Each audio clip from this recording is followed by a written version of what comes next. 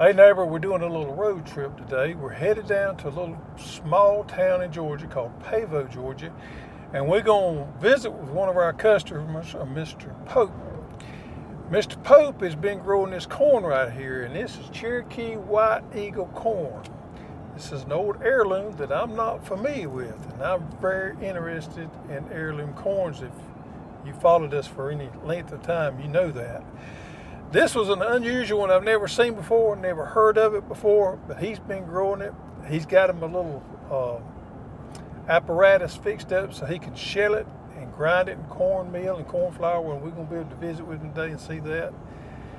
But these heirloom corns just really fascinate me, and I was kind of thinking, why do they fascinate me so much? And I guess they're just so rich and cultural and have so much history behind them. You know, if you really think about it, our forefathers, grandfathers, great-grandfathers, and maybe even great-grandfathers, this is what they ate. And the taste to me on these heirloom corns is so much different than what we buy in the grocery store.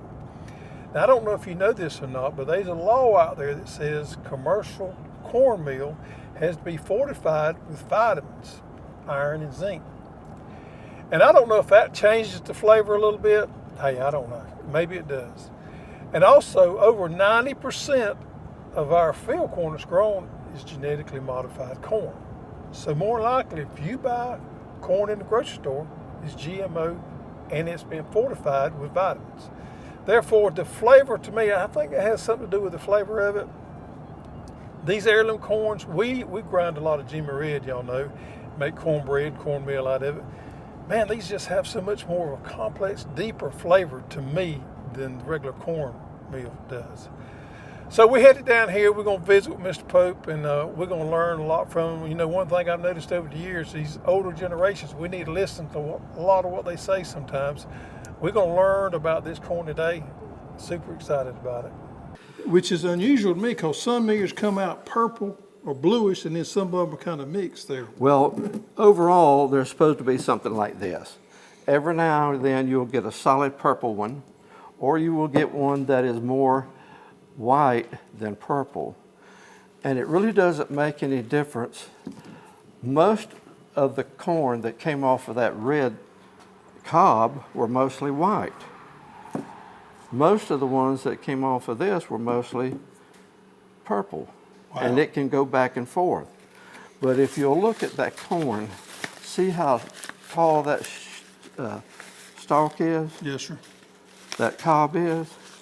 Weevils can't get in there. It's tight. It's tight. I have found that with heirloom corns. It seems to me, even with Hickory King, I know you had some problems, but I have found most of the good heirloom corns are a little tighter than these newer varieties, and they resist weevil. It's hard to shut. And a weevil can't get in there. And they had been saving this corn since the 1840s. You're kidding. 1840s? Wow. And another local farmer got it, and he had a big mill, and he ground and sold grits and cornmeal. But it's a dent variety, and I have got you. I'm trying to get them where they'll be more mixed than. So this is not what you want right here. Well, you want this cob. This is close to perfection as you can get right here. Is what you want. Well, now, if you look at, let me show you something. Okay. What would you think would be different about this box? I don't know, but I can tell it's got something to do with corn shelling. And I got the boards out of it. Oh, look at here. Now, ain't this pretty right here? Oh, man, that's gold right there. And I don't know, do you want to take some with you do you have a mill? I do. I got a mock mill. This a tabletop stone mill that we grind. And we grind on demand. We don't grind it way in advance. We just grind on demand what we need. Man, that's beautiful, ain't it? Don't you just love the sound of the way that corn comes through your hand there? It's pretty corn, and it makes, good meal. But I was going to give this to you, put it in a bag, and I forgot to take it over there until just now. No, that's fine. Let's look over your equipment that you use to shell it and to grind it. Now this here is your shelling box, correct? It's yeah. I got one. Mine's a little different, but it's I got the shelling box too. But this is what I use. Now let's talk about this just for a minute, because there's a lot of these out there. I got one that I bought in a flea market in North Georgia, but yours is more modern than mine is. No, It's not? no. This is now. I've got another one that's more modern than this one. But now I had to make these things because the clamps get lost. Right. And So this is an old one, oh yeah, this is. but you had it, I'm sandblasted and painted Oh, up. I took it apart and had it sandblasted and painted, and You can still buy these sometimes on eBay. I've got two of them over Oh, there. do you? And one of them is a later model than this, and it's cracked on the back. I'm going to have it welded. And then I got another one just like this. Most of the ones, if you don't come around here, Jared, most of the ones that we see, this wood is going off of it right there. So I'm assuming you had to make you a new wood handle for it. No, I think I took that off of something else because I'm not that talented. But now I'll show you something, how this works. I'm going to grind one of your ears. Okay. And he just flips it right out. That's the way mine does. And correct me if I'm wrong here, but there's a screw here you can adjust. Although I never touched mine, but you can adjust that screw for the tension on the collar. You can. Now, the seed corn I've got, I nubbed it by hand. I've got a couple of little nubbers down there that I Now use. this is what's called a nubber right here. Well, it's a corn sheller that I got at Agri Supply, Yep, I got one too. and I used it to nub the corn. Now, So you just put it through there and twist it and knocks it off. I it got knocks one. it. Well, you know, old timers used to think that because the nubbins, it would not make a good corn, but I think it will. Yeah. It's just, but On the old wagons, you always notice there's a little box on the side of it there, the old horse-drawn wagons, farm wagons. And that box, correct me if I'm wrong, was where they put their seed corn out. They would pick out the biggest cobs and they would put it in that little box, and that was their seed corn box. it could have been. Yeah. Now, I don't know that, you know, for Well, sure. it sounds good anyway, don't it? Well, I got more I junk. tell people all the time, if they run across one of these that's in good shape, snatch it up. Now, they still make them in China, but I'm not sure it's near the same quality as what these are. Well, I didn't know that. Yeah. Well, you're talking about a fancy milling operation now. You got it. Well, this is a Meadows 8-inch stone burr mill, and it was designed mostly for people in small bakeries and stuff like that that did specialty type breads. Yeah, people that's not familiar with Meadows, they're out of North Carolina, and it's Meadows Mill. You can look them up on the website. They got a pretty decent site, but they specialize in mills. They have all different kinds of stone mills, and I think they got some burr mills too, don't they? I don't think they have any Just burr stone mills. mills. They but actually redo stones for some mills. they will actually restore a mill 100 years old, Right. redress the stones. Now that mill is small enough. I won't live long enough to wear them out. Right, No more than right. what I grind. But And you bought that new, I'm assuming. I bought it new. Man, you got it fixed up nice here with your bucket right there. Yeah. So you can actually turn out some volume with that thing there. Well, they say it will do 60 to 100 pounds in an hour. It all probably depends on how coarse you want it. And this is what we shelled out yesterday from over yonder.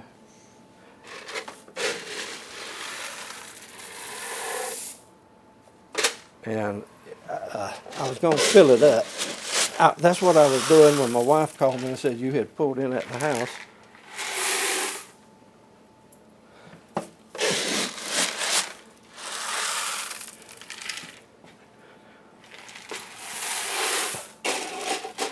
Now you probably do what I do when you get through shelling your corn. I don't know if you noticed that big fan I had over there. I will turn the fan on and do it like that and blow the, Clean it up. clean it up. And So you keep your corn in that bucket just like that right there. when I'm grinding. Yep. Now, after I get it ground, or if I don't grind it all, that freezer right there is just for keeping Right. my corn. Gotcha. Well, what do you say? Let's crank it up and listen to it run. This is the way you set your That's right. coarseness, correct? Now, this is my way of trying to figure out, you don't want to run the stones together because you could damage your stones, but I take this tri-square and try to figure out where it was last year and then take it in just a little bit. And I was just doing that, so I don't know what the results are going to be, but we'll find out.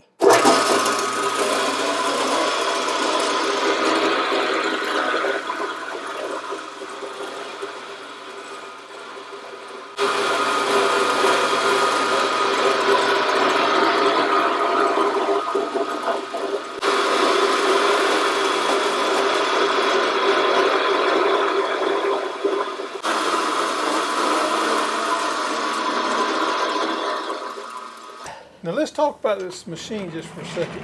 You got this, you bought it new from Yeah. Meadows. How much did you pay for that? Do you remember? It was about $3,500. Okay. But it comes with this table and the mill, and you can get it with a 1-horse motor or a 2-horse, and I got it with a 2-horse. So now that we got our corn ground, what most people may not realize is now we got to separate it out. So we're Okay. going to get cornmeal Grits. and grits out of this right here, but we Yeah. got to separate it because our grits is bigger particles than our cornmeal is.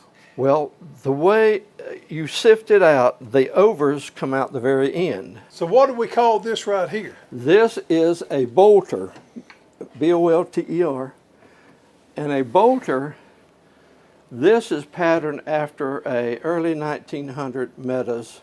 Now I see inside there something that I realize now.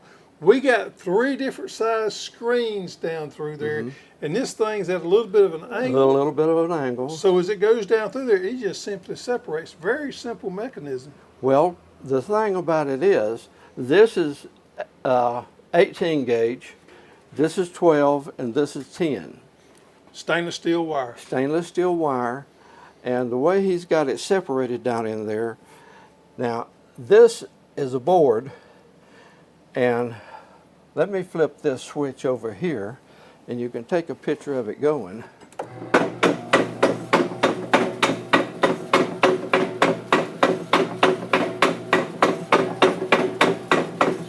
Now the knocking in there is an agitator, correct? Well, what that knocker does, all it is a piece of wood that's hitting on top of them boards. And it's vibrant, and as it turns, it gradually goes downhill. And underneath, I've got buckets placed where each one this would be cornmeal, this would be grits, and this would be a coarse grit. Fine, I'll just pour it all in there. Will that work or not? Put it right in here. Okay.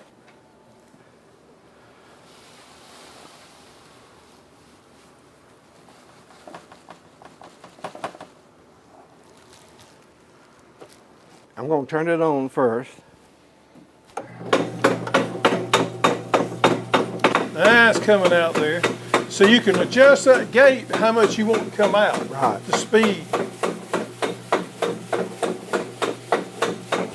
So let's get a shot of that real close. If anybody wants one of these bolters right here, these sifters, this is the fella up in Kentucky that built it for you, correct? Right. Well, see, we already got some down here.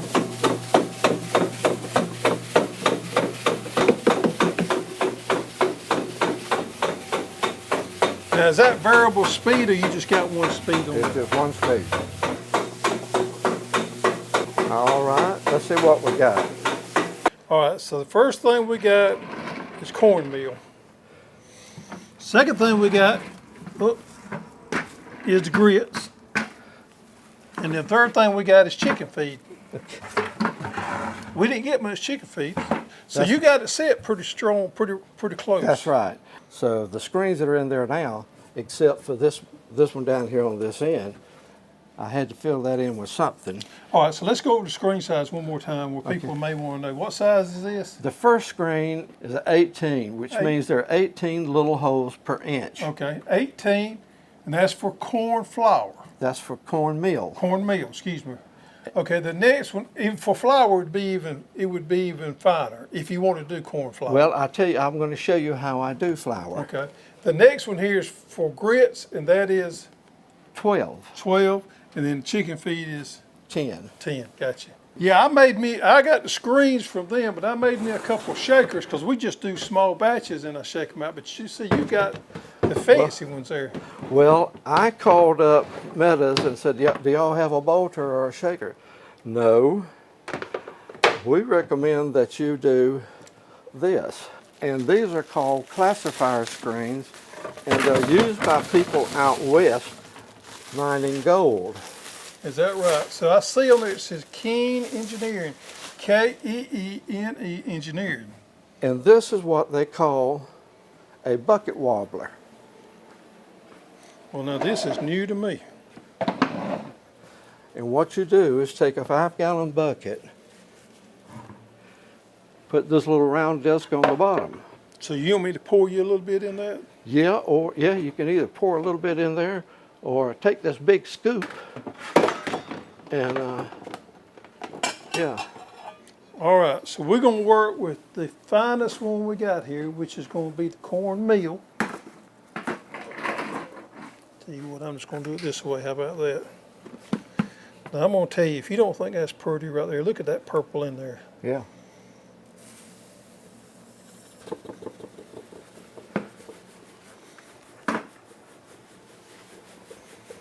So that's where the wobbler comes in at. That's where the wobbler comes in. You can actually see the finer stuff separating out. So if somebody didn't want to invest in one of these big bolters right here, they could actually get the 3 screens with the wobbler and just do it all this way. That's right. Cornmeal, grits, and everything just like this. And here I go just a wobbling.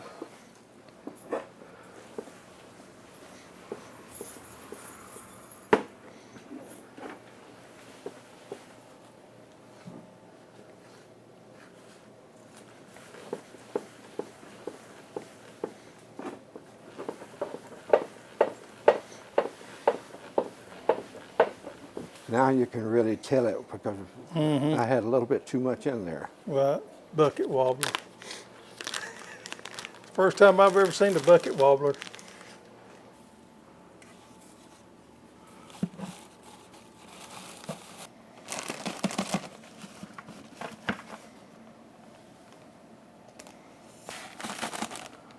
Now, is your grits about like this? Yes, sir.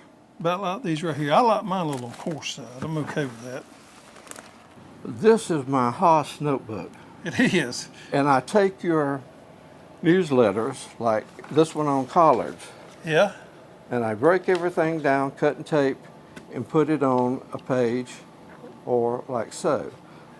So this is what we mostly grow in the garden. So in this case, that's collards. We just sent this one out about onions. Yes, sir. So I've copied that. And my printer, thank goodness, will go front to back. Right. We talk about onion blight there. Onion blight and sweet corn. Everything you need to know about this. And this is an educational tool for me and a reference book if we're having a problem with like tomatoes. So if we want to look at, you cover, you know, the cultural practices for the different crops and how to handle disease problems. So all of this now becomes a reference manual. So you got us some parting gifts right here that we're going to be able to carry home with us, and we got some regular corn, and I'm going to grind that in my malt mill at home. Well, now that's your seed corn. Oh, that's my seed corn. Excuse me. I am sorry. Now, I can give you. No, that's fine. That's what I want, some seed corn so that I can plant next year. And we got some grits that's ready to eat. We got corn flour and we got cornmeal. And you are gifting us some Pope Farm pure cane syrup sugar. Folks ain't never tried pure cane sugar don't know what they're missing out on. Well, now, this is not the one you buy in the grocery store that's cut 50-50. This is the pure stuff right here. That's right. I tell everybody, we've been doing it for 50 years. It started off as a little hobby for my daddy, and it's a job for an old man. Yeah. But we still do it. We appreciate it today. We appreciate you sharing this with us, showing us your operation. It's kind of neat. I've never seen one just like this in person. It was good for me to be able to see it. And I've sure never seen nothing like that in person, the bolter. But you know, people talk about growing their own food and being sustainable. Growing your own heirloom corn and making your own cornmeal, corn flour, and grits, does it get much better than that? I was talking to them on the way down here about the taste difference to me. You know, our corn that you buy in the store has got all kind of vitamins put into it, and over 90% of our field corn grown nowadays is genetically modified. But the taste of this right here, to me, is different. Heirloom stuff to me is better because these hybrid corns have been geared up with so much to produce so much sugar. And corn syrup, one of the things I've learned about doing sugarcane syrup is I do it the way my father did it, his father did it, and his grandfather did it. I'm the fourth generation dummy still doing it. Yeah. But I'm not going to add corn syrup to it. The body cannot digest corn syrup because it's so highly refined. Right. Yeah. Well, thank you. Appreciate your time and showing it to us. That's interesting. I'm sure a lot of people will find it enjoyable.